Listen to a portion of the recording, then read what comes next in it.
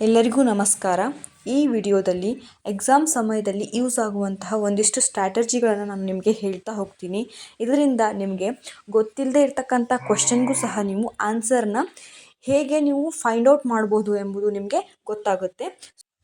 ಹಾಗಾಗಿ ವಿಡಿಯೋನ ಪೂರ್ತಿಯಾಗಿ ನೋಡಿ. ಫಸ್ಟ್ ಸ್ಟ್ರಾಟರ್ಜಿ ಏನು ಅಂತ ಅಂದರೆ ಲಾಂಗ್ ಎಕ್ಸ್ಪ್ಲನೇಷನ್ ಆಪ್ಷನ್. ಯಾವ ಒಂದು ಆಪ್ಷನ್ ಲಾಂಗಾಗಿ ಎಕ್ಸ್ಪ್ಲನೇಷನ್ ಕೊಟ್ಟಿರ್ತಾರೋ ಅದೇ ಆನ್ಸರ್ ಆಗಿರುತ್ತೆ.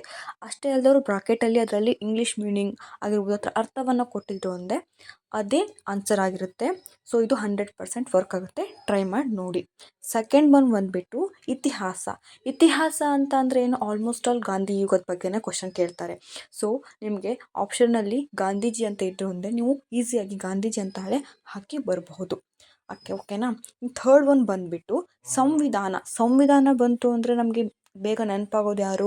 Doctor BR Ambedkar. ಸೊ ಆಪ್ಷನಲ್ಲಿ ಡಾಕ್ಟರ್ BR ಅಂಬೇಡ್ಕರ್ ಇತ್ತು ಅಂದರೆ ನೀವು ಈಸಿಯಾಗಿ ಅದನ್ನೇ ಹಾಕಿ ಬರ್ಬೋದು, ಯಾವುದೇ ರೀತಿ ಪ್ರಾಬ್ಲಮ್ ಇರೋದು. ಫೋರ್ತ್ ಒನ್ ಏನು ಅಂದರೆ ಇವಾಗ ನೀವು 2 ಆಪ್ಷನ್ ನೀವು ಕ್ಯಾನ್ಸಲ್ ಮಾಡಿರ್ತೀರ. ನೀವು ಯಾವಾಗಲೂ ಕ್ಯಾನ್ಸಲೇಷನ್ನ ಜಾಸ್ತಿ ಯೂಸ್ ಮಾಡ್ತೀರ ಅಂದ್ಕೊಳ್ಳಿ. ಅವಾಗ ನಿಮಗೆ CT ಆಪ್ಷನ್ ನಿಮಗೆ ಗೊತ್ತಾಗಿದೆ ಅಲ್ಲ ಅಂತ ಅಂದ್ಬಿಟ್ಟು ನಿಮಗೇನಾದರೂ ಫಸ್ಟ್ ಒನ್ ಸೆಕೆಂಡ್ ಒನ್ ಆಪ್ಷನಲ್ಲಿ ಏನಾದರೂ ಡೌಟ್ ಇದ್ದು ಅಂತಂದರೆ ಯಾವ್ದಾದ್ರು ಒಂದು ಹಾಕಿ ಬರ್ರಿ, ಯಾವ್ದಾರು ಒಂದು ಸರಿ ಆಗೇ ಇರುತ್ತೆ. ಸೊ ಬಿಟ್ಟು ಬರಬೇಡಿ, ಅಂಥ ಕ್ವಶನ್ ಮಾತ್ರ ಯಾವುದೇ ಕಾರಣಕ್ಕೂ ಬಿಟ್ಟು ಬರಬೇಡಿ.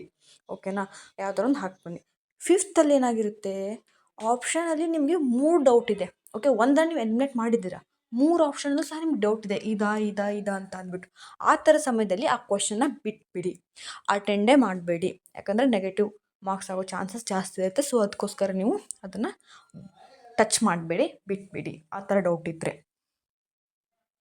ಈ ಒಂದು ಸ್ಟ್ರಾಟಜಿಗಳನ್ನು ಡೈರೆಕ್ಟಾಗಿ ಹೋಗಿ ಎಕ್ಸಾಮಲ್ಲಿ ಅಪ್ಲೈ ಮಾಡೋದಕ್ಕಿಂತ ನಿಮ್ಮಲ್ಲಿ ಏನಾದರೂ ಪ್ರೀವಿಯಸ್ ಇಯರ್ ಕ್ವಶನ್ ಪೇಪರ್ ಇತ್ತು ಅಂತ ಅಂದರೆ ಹೋಗಿ ನೋಡಿ, ಚೆಕ್ ಮಾಡಿದಾಗ ನಿಮಗೆ ಗೊತ್ತಾಗುತ್ತೆ, ಹೌದಲ್ವಾ ಇದು ಟ್ರಿಕ್ಸ್ ವರ್ಕ್ ಆಗುತ್ತಲ್ವಾ ಅನ್ನೋದು ನಿಮಗೆ ಒಂದು ಐಡಿಯಾ ಬರುತ್ತೆ. ಇವುಗಳನ್ನು ಟ್ರಿಕ್ ಯೂಸ್ ಮಾಡಿದ್ದಕ್ಕೆ ನನಗೆ ನಿಜವಾಗ್ಲೂ ಒಂದು 10ರಿಂದ 15 ಮಾರ್ಕ್ಸ್ ಜಾಸ್ತಿ ಬಂದಿದೆ. ನೀವು ಸಹ ಟ್ರೈ ಮಾಡಿ. ನಿಮ್ಗೆ ಏನು ಅನಿಸುತ್ತೆ ಅನ್ನೋದನ್ನು ನಮಗೆ ಕಮೆಂಟ್ ಮಾಡಿ. Thank you.